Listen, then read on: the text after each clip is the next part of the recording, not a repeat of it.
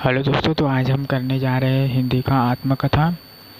आत्मकथा कैसे लिखते हैं वो आज हम देखेंगे।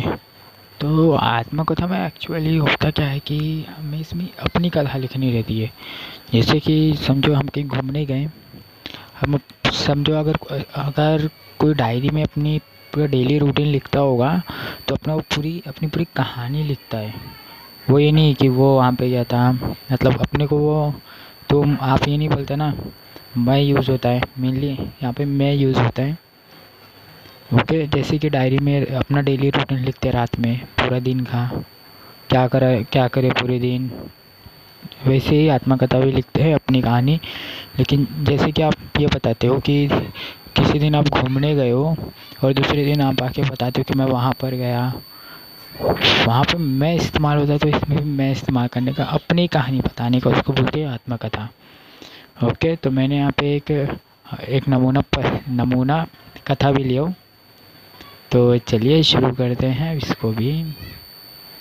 तो इसमें ना मैं यूज़ करने का मेनली मैं यूज़ करने का, मैं, मुझे, मुझ पर, ये सब। ओके, तो इसमें यहाँ पे नदी की आत्मकथा है। पर्वत से निकलकर कल कल की ध्वनि, धरती बहती पर्वतराज, हिमालय की पुत्री मैं गंगा नदी हूँ। तो ये नदी कौन सी है?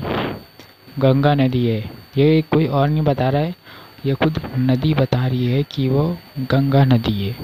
ओके, लोग मुझे अत्यंत पावन मानते हैं।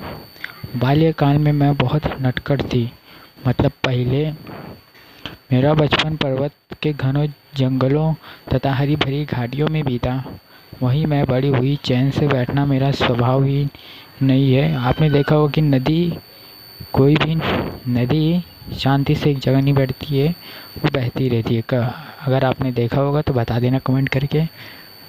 ओके, लेकिन देखा नहीं होगा किसी ने। नए नए स्थान देखने का मेरा शौक मुझे अपने पिता की प्यार भरी गोद से दूर मैदानों में ले आया। उस समय मेरा जल दर्पण के समान स्वच्छ था, मतलब शीशे के आईना। ओके, पर्वत से नीचे उतरकर अथाह जल राशि के कारण मेरा विस्तार बढ़ा, परंतु मेरी गति धीमी हो गई। मतलब दूसरी नदी भी, पानी वो सब मिल के आगे मिल गया, नदी बड़ी हो गई, लेकिन उसकी गति जो है, उसकी स्पीड जो है धीरे हो गई। धीरे धीरे समय बीतता गया, मेरे किनारों पर गाँव और नगर बसने लगे।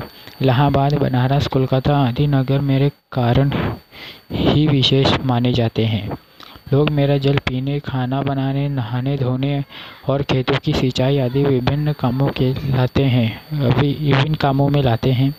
पशु पक्षी भी मुझसे जल प्राप्त करते हैं। समय के साथ साथ गांव और नगरों की उन्नति हुई, मतलब प्रोग्रेस हुई। वहाँ अनेक परिवर्तन हुए। तेरे मेरे तटों पर घाट बनाए गए, नए नए उद्योग धंधे विकसित होने लगे। मुझ पर बांध बांधे गए, मतलब नदी अब बड़ी हो गई, मुझसे नहरें निकाली गई। नदी बड़ी हो गई तो उस पर बांध बांधे गए, डैम बनाया गया, ऐसा कुछ डैम भी बनता है। लोक कल्याण करना ही मेरा जीवन का उद्देश्य है, परंतु जब कभी बहुत अधिक वर्षा होती है तब मेरा जल स्तर बढ़ जाने से मुझ में बाढ़ आ जाती है। मेरे किनारे बसे हुए गांव और नगर, खेत और पशु सब बाढ़ में बह जाते हैं। मुझे तब बहुत दुख होता है, परंतु प्रकृति के आगे मैं विवश हूँ, मतलब मजबूर हूँ। मेरा जलधारा सदैव बहती रहती है, प्रत्येक जीव जंतु को सुखी बनाती हुई, मैदानों को उपजाऊ बनाते हुए हजारों लाखों लोगों को मैं बांध कर लगभग 2500 किलोमीटर की यात्रा करके अंत में सागर में विलीन हो जाती हूँ। मतलब आपने सुना ही होगा कि जितनी भी नदी हैं पूरे वर्ल्ड में, वो कहीं ना कहीं जाके ओशन में मिलती ही मिलती है।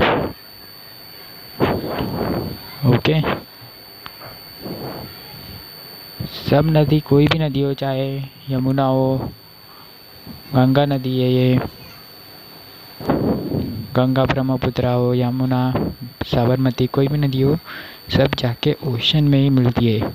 चाहे वो अरेबियन सी हो या बे ऑफ बंगाल, मिलता तो ओशन में ही है ना। अब ये मत बोलना कि उसमें ये अलग है वो अलग है। ओके, तो इसमें अपनी कथा लिखने का मतलब अपनी कहानी लिखने का। कहानी हम दूसरे की कहानी लिखते हैं जब हम कहानी लेखन करते हैं, और इसमें आत्मकथा में हम अपनी कहानी लिखते हैं, तो याद रखने का। ओके, तो चलिए अब मिलते हैं नए दूसरे वीडियो में एक नए टॉपिक के साथ।